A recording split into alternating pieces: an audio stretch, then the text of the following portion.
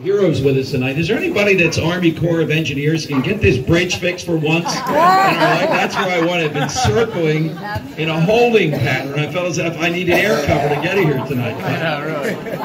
Yes, but come on, Stan, you can put your team to it. Get that bridge fixed there. When Stan told me about this, certainly I'm going to talk about it tomorrow. This is a story group, and we have people tonight that have done things, as the Reverend said, the greatest country in the history of the world, and the reason is men like the people that we have here tonight and those that are supporting them. So all that I'm going to try to do, I often say I've been privileged. I did a show, a diner tour show, and one time we had a couple hundred people and a police escort, and I had 3 people that were recipients of the Medal of Honor. These guys are among the worst people in the world on the radio, and the reason is they're heroes, and they don't want to talk about it, except for one guy who fought in World War II against the Japanese with a flamethrower for 8 hours and was drinking Boilermakers in Andy's Diner at about 10 in the morning. That guy was a good guess. But it is very difficult when you have people that have done these great things, and part of the mystique of the hero is they're usually not talkers about that. So I'll do my best to try to get some of that, particularly given the history of this and given the type of connection that brought people out here tonight. So let's start on this side here, and would you like to tell us your name, sir, and tell us your experience with the Tuskegee Airmen? Hey, my name is Dr. Tom Fitzpatrick. I'm with the 2nd Bomb Group, 15th Air Force in southern Italy. And on 2 occasions, we were flying alone, and that's when the Germans came out of the clouds and got you. We looked out the window, and there was a red tail on either wing. He escorted us all the way home. And I think a couple of gentlemen are here tonight that did the job. Oh, all right, yes, all right. Did you know that about them at the time? Did you know who was, when did you learn who the people were? Yeah. Oh, we knew all about the Tuskegee Airmen. We knew that the good things they did and the bad things that were done to them. But they were based not far from us. When they made a kill, we could see their planes come in and do a roll over the base. And that happened quite a bit, I guess. Oh, quite a bit. They never lost a bomber. They were proud of the fact they never lost a bomber. Yay! It was a real pleasure to see these guys here tonight, I'll tell you. Thank you very much. Next, sir, your experience with this whole mission with the Tuskegee Airmen. Specifically, with the Tuskegee Airmen, I was the pilot, squadron lead, group lead, command pilot of the 463rd Bomb Group, and I did have help on the way to targets into Germany, and some of my targets were all the way into Ruland, southeast of Berlin, all the way from Foch, Italy. Foch, Italy is at the spur of Italy. Wow. And it was quite a travel.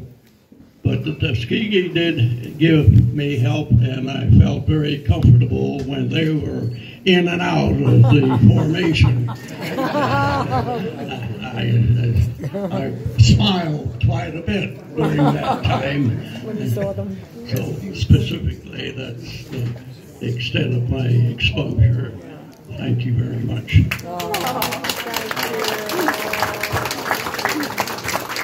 You are also a Pearl Harbor survivor. Oh, yes. When a guy comes here tonight and forgets he's a Pearl Harbor survivor, it tells you we have a lot of history that's being made. Yes, indeed. Who would have played you in the movie? Errol Flynn. Oh, yes, if you want me to. Yes, indeed. With only a dime in my pocket, I walked into the enlistment office and said, "I'll join up if you can get me near airplanes." He says, after a half an hour, he says, "No place in the States you'll have to go to Hawaii, I'll take it." So I took it. And sure enough, 41, as you well know, I was there, no question about it. It's a long story. I don't want to take up your night. Please do. But, Tell us. but I would like to tell a story. Good. Go ahead. Now that you got me started.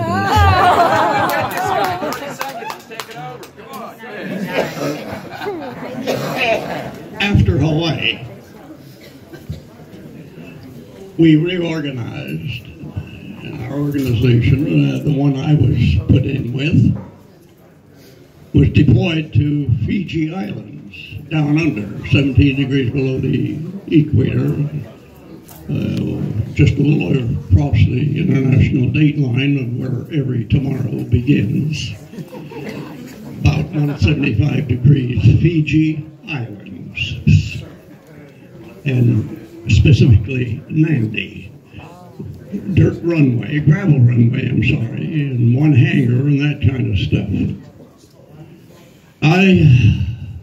I lost all hope of ever seeing the mainland again. I gave up. I said, okay, I'm here. And good thing somebody put the red, white, and blue on the gable of the hangar.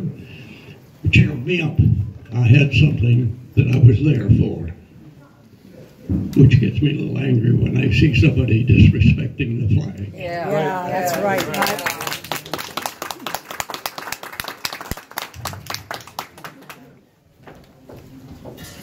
I noticed, this is what I want to tell you, I noticed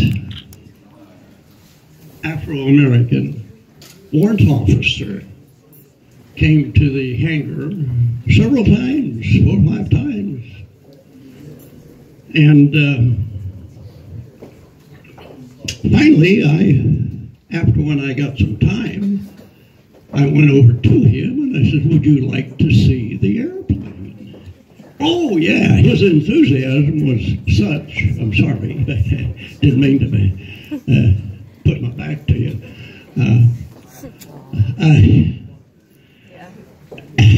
So his enthusiasm was such that I decided to give him the royal treatment. So I took him around the airplane, explained everything, took him inside the airplane, the tail gunners section, the waist gunners section, the bomb bays and what have you, took him up in the nose with a Navigator, and I'm only an airman at this particular time in the Pacific. And explained the Norden bomb sight and the navigator's instruments, and brought him back up and put him in the pilot seat. And I had him turn on the battery switch, run the flaps down and up, and I had him open the cowls and the flaps. I could have him look out the window so he can see what he was doing. He was really tickled pink, and he said, well, you know so much about this airplane.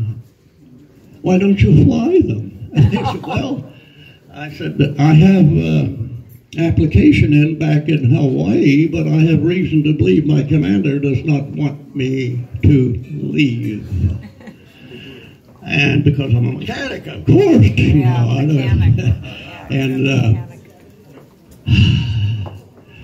And so that was the end of that, the conversation. He thanked me. About 3 or 4 days later, I was on a little boat to the WWII Island to catch a Dutch boat back to the States. He came down to the hangar and he said to me, well, we were busy, so he came over and half a voice said to me, your papers are on top. Oh, jeez. That's the story I want to get at. Sure enough, I was on top. And I don't mind telling you, that night, particular night, when we left the harbor in this boat, Bosch Fontaine, I remember so well. It was storming and lightning and what have you, and there were about 10 of us potential cadets going back to the States. And the boat was, I mean, it was rocked all over the place. And they got sick, but I didn't. But I went up on deck and tied my legs around the railing pole and took my belt off and tied my legs together. And so I wouldn't get washed overboard, of course. But I screamed, I have a chance, I have a chance, I have a chance. That's great. Sure enough, I came back to the States. I'll stop the story now. I don't want to bore you. No, you're not boring. Keep going. Thank you. Thank you.